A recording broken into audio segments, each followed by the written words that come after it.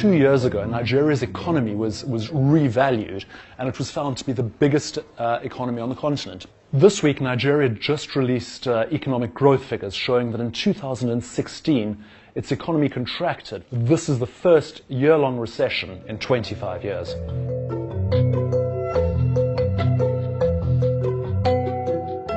Nigeria is essentially an oil economy. The fact that the oil price has fallen by about half is central to this slump.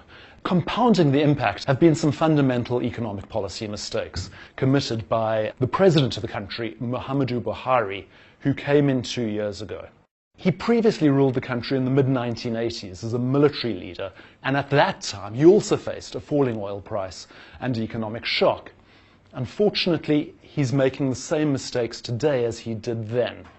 Mr. Buhari's main economic policy has been trying to peg the Nigerian currency, the Naira, to the US dollar.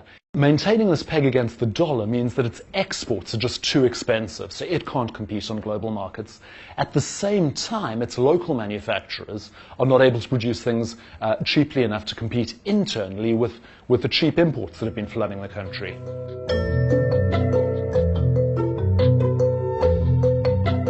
What's really interesting about this is that President Buhari is not even in the country at the moment during this economic crisis. He's been in London since more or less the middle of January. What started out ostensibly as a holiday now turns out to have been medical treatment. In the meantime, his vice president, Yemi Osinbajo, has stepped into the fray and is effectively running the country. The vice president has a much more progressive stance on the economy. He's allowed the currency to start easing.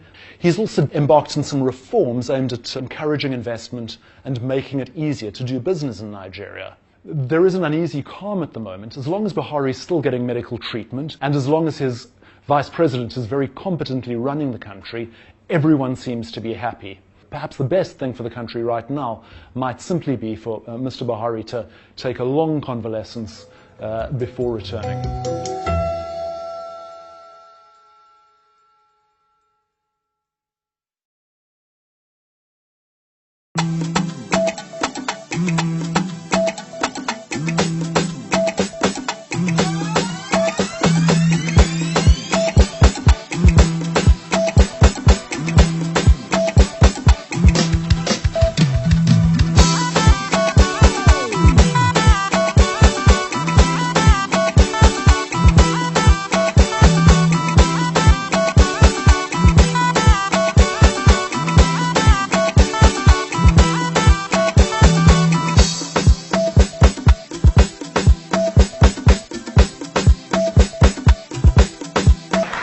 I want to say that even if you forget to call me Vice President, you must not forget that I'm a High Chief.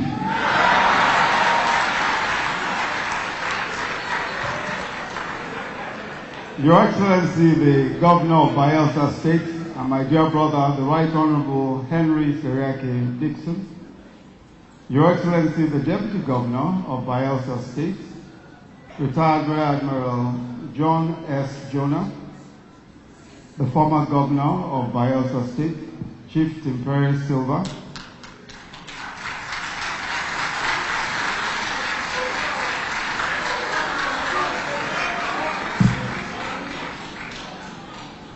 members of the National Assembly present here today, His Royal Majesty King Alfred Smith, Chairman, Traditional Rulers Council, and other members of the Traditional Rulers Council present today, honorable ministers, advisors, members of the Federal Executive Council, the Right Honorable Speaker, Bayelsa State House of Assembly, all of the members of the Executive Council of Bayelsa State, great sons and daughters of Bayelsa State, guests, members of the press, distinguished ladies and gentlemen.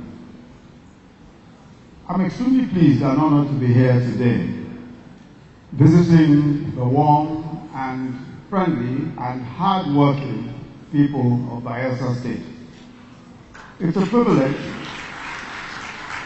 to be hosted in the Jerusalem of the Joe Nation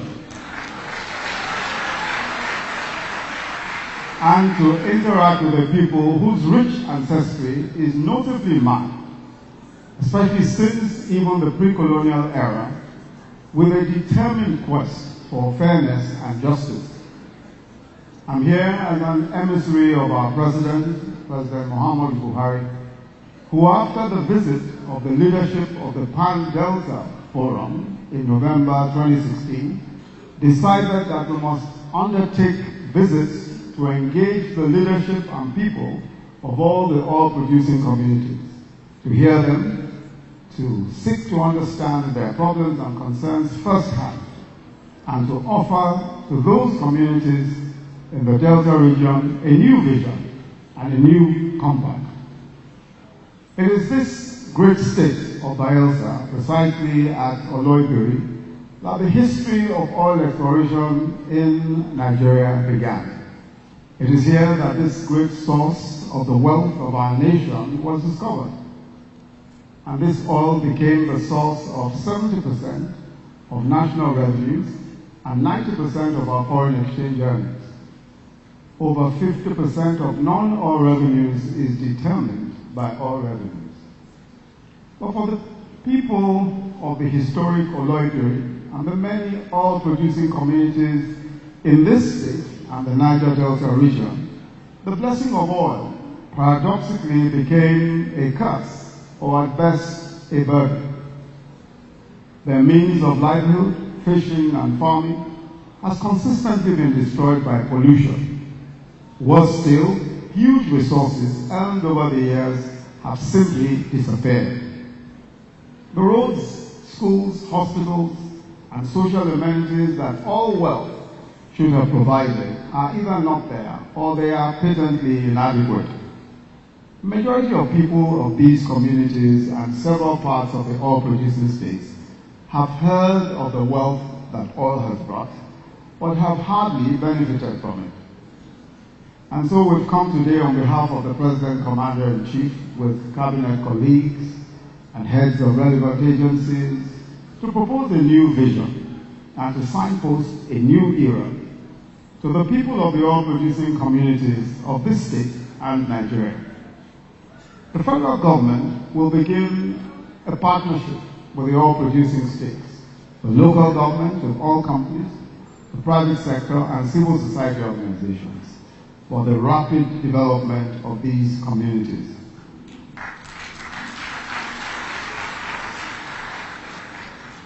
We must convene an oil communities intervention to work out what can be done in the short to medium term and the long-term possibilities. We must focus on how to ensure that the people see the benefits of the wealth of the land. This new vision will define the future of the region. Oil exploitation by itself cannot suffice to assure our people of decent jobs and a decent income. It cannot. We must make our oil-producing communities hubs for petrochemical industries, small and large. We must make these communities hubs for refining and related activities. The Ministry of Petroleum Resources, in collaboration with the oil companies, is already, as the Minister has said, working on a 40-point agenda, new initiatives for the oil-producing communities of the Niger Delta. In particular, one of those is working with illegal refineries in oil-bearing communities to participate in modular refineries that will be established.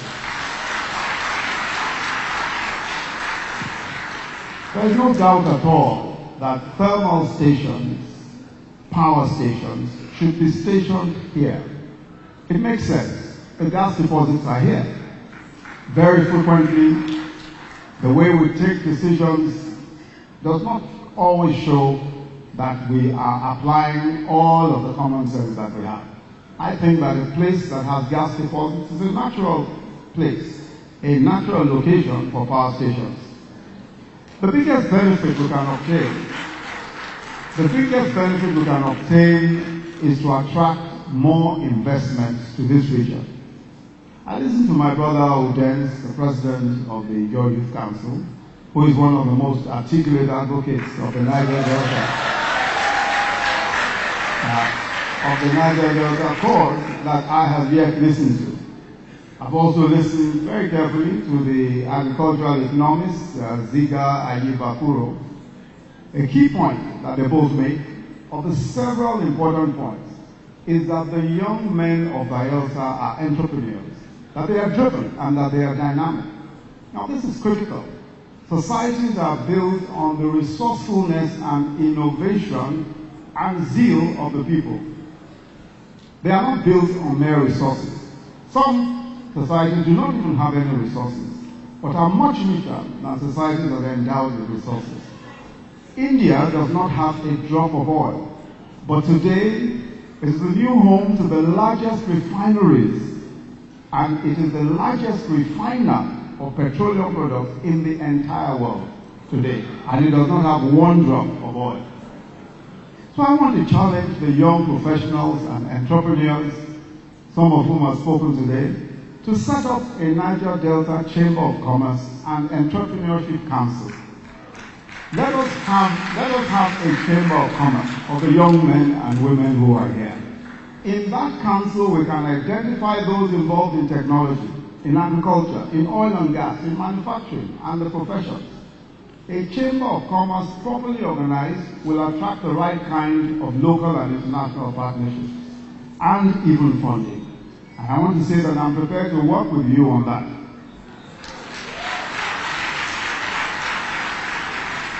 Today, new investments in the oil and gas sector have slowed down so badly because investors have a choice all over the world, even here in Africa. And they're of course scared to put their resources in a place that may be unstable. This is why our oil-producing communities must now refuse to participate in the destruction of pipelines and oil facilities. Aside from the loss of revenues, this also means further pollution of the land and aquaculture. We must not allow anyone to persuade us that we need to destroy investments, pollute our environment to get a few benefits. That is cutting our nose to spite our faces. From 2015, Nigeria began to lose 1 million barrels of oil every day. Almost 60% of revenues lost to vandalization. This affected all of our states, and especially even the states in the Delta region. All the requests that Udens made, the road to brass, airports, can only be done when the federal government and the states earn revenue. We cannot destroy the sources of revenue and expect revenues. Development comes with revenues. Your Excellencies, Your Royal Majesties, and the great people of the Your Nation, we must make haste, and we must make haste quickly. Day by day, the world is moving away from oil. Other energy sources are getting cheaper and cheaper. America used to be the largest importer of our oil. Today, they do not import a drop of oil, of Nigerian oil, since they started producing from shale. Our oil now sells to Asia, but even they do not plan to depend on oil forever. China and Japan are now manufacturing electric cars. In Japan, there are more charging stations for cars than petrol stations now. We must be wise. We must use the oil for development now when it is still valuable. Our guarantee of the future well-being is to act today. It's time to set our sights on a great future for our people. It is time to do the hard work that is required. And I want to assure you that President Buhari and the government of the Federation today is prepared to work with the people of the Niger Delta, prepared to work with the people of this state to ensure that we bring development here and to the entire Delta region. Once more, let me thank you most sincerely for the very warm welcome, and especially thank my dear brother, the governor of this state, Governor Seriake Dixon. God bless Bayelsa State. God bless Nigeria.